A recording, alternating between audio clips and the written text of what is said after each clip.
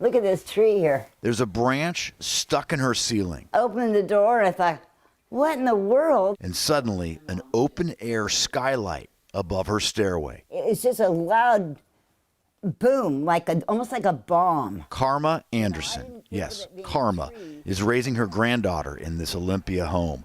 She'd like to think she didn't deserve something so unfortunate. First thing I yelled was her name and said, Madison, are you okay? And then she screamed and said yes, and she was in tears, frantic. She was just scared to death. The power line right here is off, disconnected from there, so that I think is pretty much dead power. Memo Jimenez had a tree crash into his car and his garage. More pain to get back to where we were at before the weather. He's in the National Guard and just got back from helping flood victims along the Skagit River.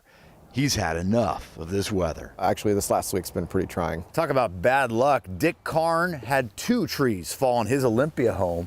Part of this old maple, 100-year-old tree, fell down and took down some of the locusts next to it. They don't know how long it's going to take to clean it up, and they don't know what the damage is like inside yet either. Utility crews are out early trying to restore power to downed lines near South Puget Sound Community College. Classes were canceled.